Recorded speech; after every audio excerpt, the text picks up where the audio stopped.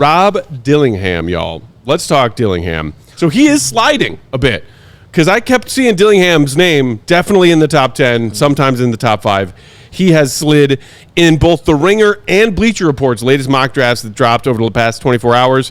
They both have him going to the Chicago Bulls at 11. Wow. What do we think? Okay. I like him. Let me say that. When you're a guy with that kind of size and that good defensively, I like him. I love the way he moves his feet on defense. I love him in a one-on-one. Like, when guards switch on him, like, that's going to be a problem for them to try to put the ball on the floor and get to the bucket. That's going to be an issue.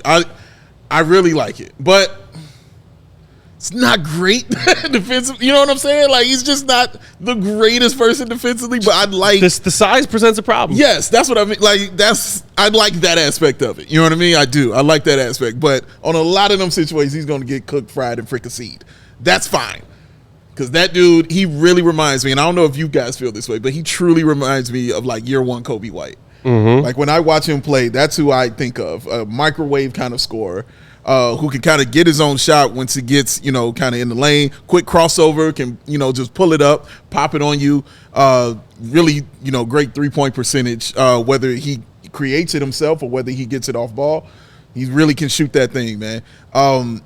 It's about his consistency because, like I said, he's a microwave kind of guy. So sometimes it takes a minute for him to get started. But once he gets there, he's heating up, and that's awesome fun to watch.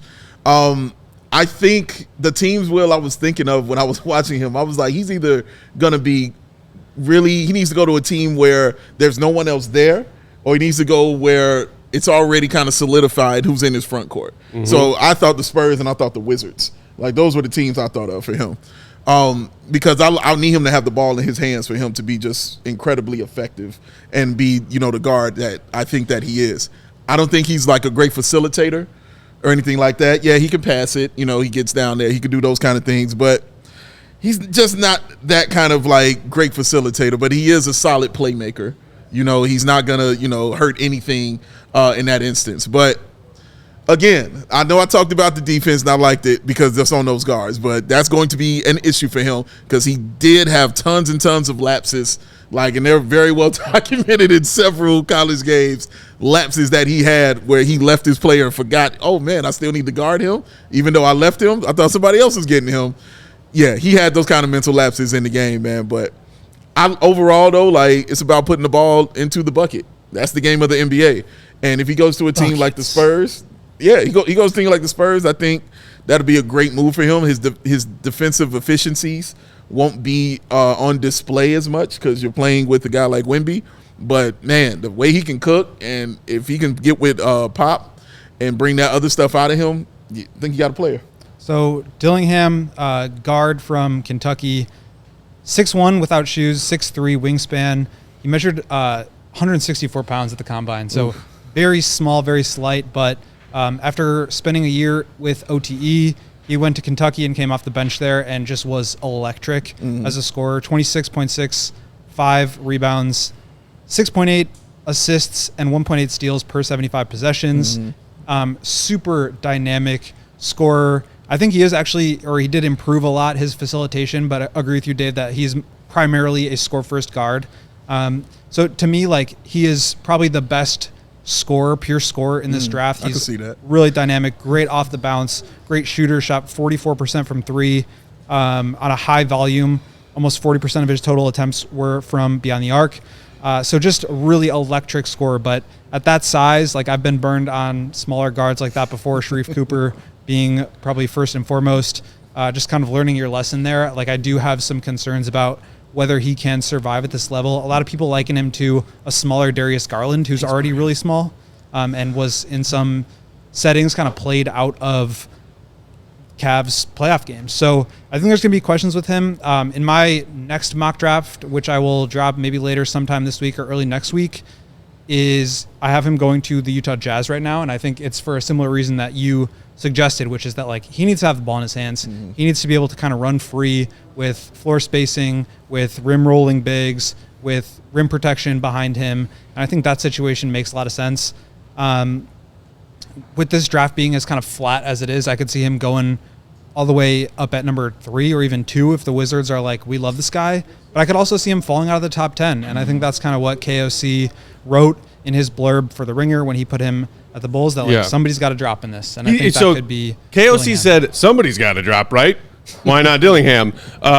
Jonathan Wasserman of Bleacher Report went into a bit more detail on why he thinks Dillingham could be a candidate to slide, saying the Pistons and Blazers seem unlikely to target him based on their current backcourts. Okay. Hornets could be an option, although they finished 29th in defense. So if you're maybe going to try and bulk up and beef up your defense, a 6'1" guard ain't going to do that. Yeah. League sources, according to Wasserman, also believe the Spurs aren't likely to draft Dillingham based on what they're signaling to agents. They're hearing teams prefer bigger positional prospects. Sure. At number 11, meanwhile, the Bulls may see too good of a buy low opportunity on Dillingham, who could either provide instant offense off the bench or insurance and depth in case of any tempting Zach LaVine deals. Interesting. So there is that. And look, Travis in the comments saying Dillingham should be under heavy consideration. The Bulls need star potential. Brazil saying, I think jokingly, Dillingham will be a great small forward with the Bulls, referencing the Bulls' tendency to play a bit more small. Fish saying he's small, but he can get buckets. He would be nice off the bench for Coby. So off the bench for Coby versus could you pair him with Coby if the Bulls do in fact find a trade for Zach LaVine? Because that to me is something I would be concerned about. If you're talking about pairing him with Coby White in your starting backcourt, because then you're talking about size problems, you're talking about defensive problems, and the fact that they both are kind of score-first guards who aren't necessarily great facilitators and playmakers. I think, Dillingham, there are questions about his fit with other smaller guards. It just depends on how you view the Bulls situation. Do you want to go for fit with Coby White and think about how Coby White's fit matters with the future of your team? Or do you want to take the best talent available? I think he has a chance to be one of the highest upside players in this draft. So if he's there at 11, you got to consider it. Do you feel kind of like me, like as far as him being that off-ball guy, like he could still provide, some real spark for your team? I think he's a good enough shooter where he could definitely be a threat. Obviously, his ability to break down defenses, get to the rim, put pressure on just getting to the paint, I think is really valuable, whether he has the ball in his hands or not. The question really for me is like, can he be off guard and still be able to defend? Because in a lot of scenarios, Coby was the smallest guy on the Bulls getting picked on at the end of every game. Mm-hmm. And so when you put two guys like that on the court together, there's going to be questions about that. And you want to have the ball in Coby's hands. You want to have it in DeMar's hands. I think this idea that multiple guys can't all share the ball is a little bit overblown. There are very few Lukas in this league that have 40% usage rate anymore. Okay. So I think he's going to have to play off the ball in the NBA level, whether it's with the Bulls or another team. The question more is just for me, the defensive end. But I talked with him at the Combine for 15 minutes. He's just going on and on. He's super charismatic, really funny, telling stories. Ricky O'Donnell was there and he was, saying that he was impressed with the way that he evolved as a facilitator from his OTE days to his Kentucky year, and he was like, thank you for noticing. He's just such a kind and charismatic and energetic guy. I think he's an awesome personality, and I think he is kind of built for success in that way. He played that way in OTE, just celebrating, running around, having fun.